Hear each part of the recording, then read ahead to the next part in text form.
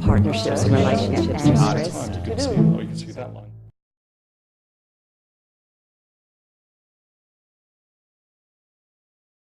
I'm not going to go in depth here because I tried to write a critical essay, which is in the catalog. If you would like any of that, it would be available.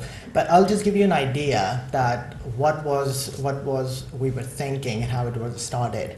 Initially, it was started from a point of diaspora.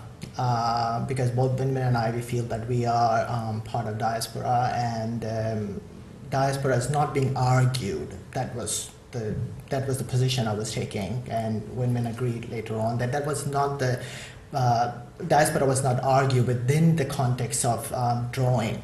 It was artists who are in diaspora. They remain in exotic. They are exotic. They are always included as being exotic. So we thought that why don't we just take those artists who are talking about them and then do a major show with those. And then when I started looking into things, I realized that what was my first connection to Australia? Although in 2000 I visited Australia as a visitor. At that time I didn't notice. But when I migrated here, then I realized that there was something amazing I actually got before even I arrived in Australia, and that was this passenger's card. If you notice on the top, you'll realize that they're actually asking me to make a mark. That was the first connection that I made with this exhibition, that the mark actually asking me that literally, what are you bringing to Australia? I mean, for a visitor, pretty much, it's just that whatever you're bringing. But to me, or anyone who's migrating it, airline only allow you 40 kg. Okay, so that's all that stuff. But literally, in terms of as a migrant, what exactly are you bringing? What craft you're bringing? What techniques or technology or what are you bringing and what are you offering? And I thought that was an extremely important for anyone who's decided to migrate or to go to another place. And I think same things happen also when an Australian also moved to another place as well. The notions of melancholy or withdrawal that actually happens just because of that would become actually the benchmark for this show, for me particularly. And then I started looking into the people who are writing about those things, and very first thing that came up is Walter Benjamin, especially that quote, "To live is to leave traces," and that's exactly what we do all the time. And the second one was Julia Kristeva, especially when she is actually talking about the idea that how you can actually become a stranger in your own country, in your space. And then I started reading more about it, and then Stuart Hall will come up, and then Stuart Hall actually talk about the same thing, that the identity is actually not, it's something that's constantly changing, same thing as culture. So those two become quite prominent. Besides them, Hami Bahaba, his notion of otherness, also come up. So then we realized that diaspora is actually a very small part of the show. We need to open this up, and we did open up. And that's why all the things that Winman talked about, the belonging, the displacement and things, they actually become part of it. And then we are not only looking at the artists who were in diaspora, but we also start looking into artists who are dealing with some of those issues. And one of the really profound texts that I got was from Lisa Havila, who actually wrote, who was the editor of this specific edition in ArtLink, which is just about diaspora. And actually, she did talk about it, that what is Australian identity, and how the migrants who are exiled, why they are so important in this case. So all of that, when I start writing the text, one of the things that I really want is to hinge it to a particular theoretical context. And then I hit upon Julia Kristeva's idea of Cora. Cora is basically a liminal space, a third space, which I think artists in diaspora lives. They are neither there nor there, but that space that they build, or that space that they reside in, is actually probably the most interesting space for them, because they have to negotiate their identity all the time. And not necessarily just the artists in diaspora, but also the artists who are dealing with the issues of identity, gender, belonging, displacement. So we start talking about that, and that's how the show actually developed from there. Now I'm going to take over and talk about some of these artists. Margaret Santiago, I'm just going to read from my text to save some time, is that for her, in her work, she marks wood with tools that simultaneously burn marks and create new marks, drawing inspiration from her ancestral home, the Philippines, and newfound love, India.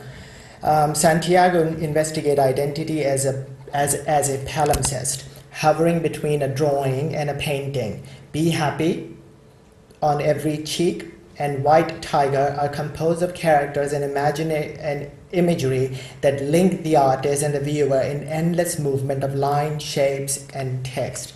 The next artist I'm going to talk about is, her name is Nusra Latif Qureshi. She's a Melbourne-based artist, born in Pakistan.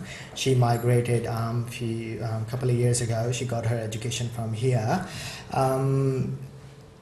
Nusra is actually a trained miniature artist from National College of Art, Lahore, but now she considers herself as a painter, installation artist, and she's trying to do a lot of things.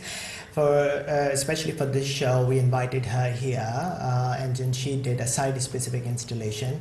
Her residency was also sponsored by Parramatta Artist Studio. Actually, Parramatta Artist Studio also sponsored another residency for the artist as well. This is how she was previously doing her work. Her new body of work has changed. She is very interested in post-colonial imagery. She's taking imageries from the past, post-colonial imageries, and then combining them together with the fauna, foliage, and endangered species to argue her own identity.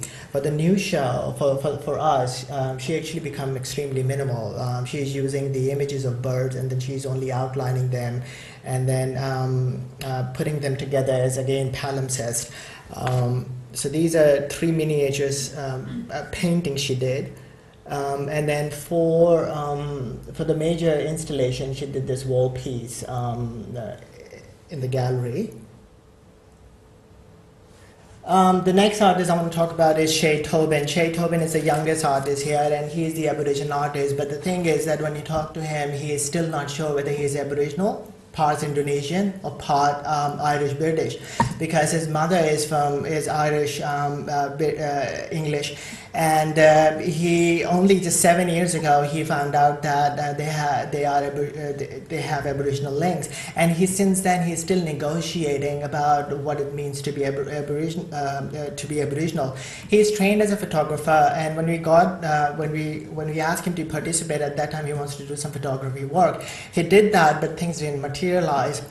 And we constantly talked about it, that what else he can do. So he invited us into his studio, and he showed us these amazing drawings that he was doing since childhood. And one of the drawings that he showed me is one of that who is taller, and that was actually when he was only 7 years old.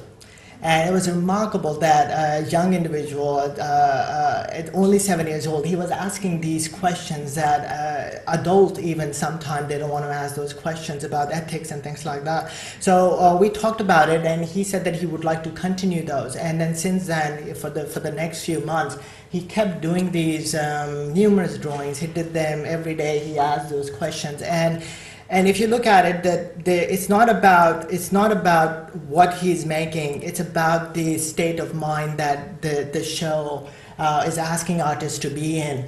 And I think the questions such as where are we, what are we doing, what is ethics, what is religion, all of that is extremely important with the show. And I'm very happy that he did this piece. There's one thing that I just quickly want to go through it is that with this project we also did a community project and with Indian Subcontinent Women's Group near Blacktown, and Sid West Multicultural Services actually sponsored it. Nicole Barakat was the one who facilitated the project. They did 3 pieces together. There is a small documentary already uploaded on my website. I'll give you that. You can view that if you would like. So these are the pieces that they worked for 13 weeks, and they just drew together and then have fun, and they produce these works. And the last thing is that these are the installation shot. I thought that you will see how the installation is being put together.